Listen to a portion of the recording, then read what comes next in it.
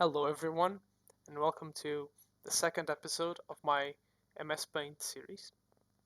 In this session, we'll learn how to use the default shapes of Microsoft Paint. So, Microsoft Paint offers you an array of different shapes you can use in your everyday activities. This includes simple things like a circle, a rectangle, arrows pointing in every direction, a couple of stars, as well as thought bubbles, speech bubbles, and even a lightning and a heart. If you zoom in, you can see that the edge is crisp. This is because, by default, shapes are drawn with the same properties as the pencil tool. However, this is not necessary, because if you want a marker pentagon, for example, you can choose in the outline section the marker. And now, as you can see, it has transparency. This also doesn't carry the property that some brushes had where they naturally go out. If we pick a watercolor, you can see it will mimic that going out effect, but you'll always get the full shape, no matter how big it is.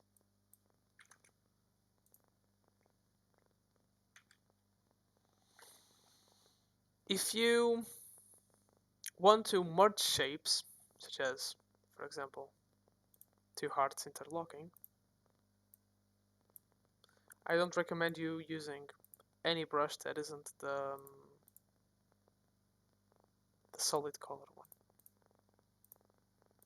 It's because it will make it easier for you to edit them later if you say come here with an eraser, delete that. As you can see, it looks much better because the edges are contiguous. Now, if you want to draw a shape and then another shape on the outside of that one, you can just draw them normally. This is because shapes are by default empty. If I draw here a couple of lines, you can see that if I then come back and draw a heart over it, the heart only covers the parts where the line is black. You can also change this by coming here to fill and switching to solid color or any of the other default brushes. If you pick solid color, you'll note that the color you're filling the shape with is color 2, the color of the background. You can change the colors after you draw the shape, as long as you don't click out of the shape. The moment you click out, it's permanently drawn, and if you want a different one, you need to undo it and start over. If you use the fill marker, you'll get transparency on the color you picked. This can be useful if you want to mimic glass, plastic, or another transparent element. It's also good if you want to put transparency over a big surface and you don't want to draw it manually because it will be difficult to leave a seamless surface without these self-transparent mistakes like here and here. If you instead pick a circle or any other shape like a pentagon, select the area and then cover it, you can then just paint the circle white or blue and it disappears. leaving the transparent area you want.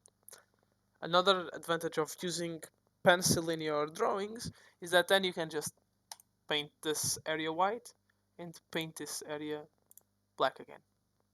And now you have an area painted with a transparent blue. If I write something here, say in dark red, and then I paint it with an orange interior, I can just come here and paint everything white, paint the rest black, copy the color from here, and now I have it. These are a couple of applications of the shapes. You can also use shapes such as squares and rectangles to cut areas. If you choose both the outline and the fill color is the same, you can come here and just cut half of it, or say cut a circle like this. You can also pick the outline as none, and then you can even have it black as default and still not paint anything with black. Lastly,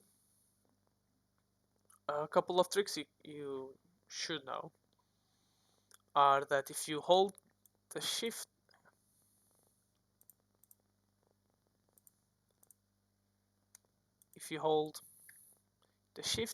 key while you drag the circle, it will paint a perfect circle. Same thing happens if you have a rectangle and you press shift, it will draw a square. This is because it keeps both sides as the same, and this happens with every shape. Stars, speech bubbles, thought bubbles. Although you should know that these more complex shapes will be keeping the square that the area that they have as a square, rather than necessarily the shape of it as a square. So for example, the speech bubble will be oval because then it has to account for the height of this thing. So it works more like stamps. Lastly, you have the tools of the line, which helps you draw a straight line. The curved line, which has two curves, where you draw a straight line, and then you'll curve a little bit on the right, and then you'll curve a little bit on the left, and you can adjust the curve.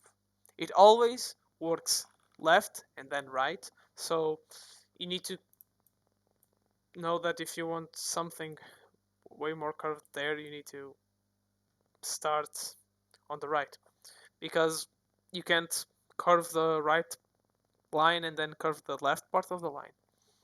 You always curve the left first. A bit of practice with this tool can help you understand it better. I understand it may be a bit confusing in the beginning, but play around with it and see what you can do. You also have the polygon line, where you just draw lines wherever you want, and then you close it at the end. The polygon can be filled, so that can also be useful. The other two tools cannot be filled because they are lines, they are not closed shapes. That's all for today, and thank you.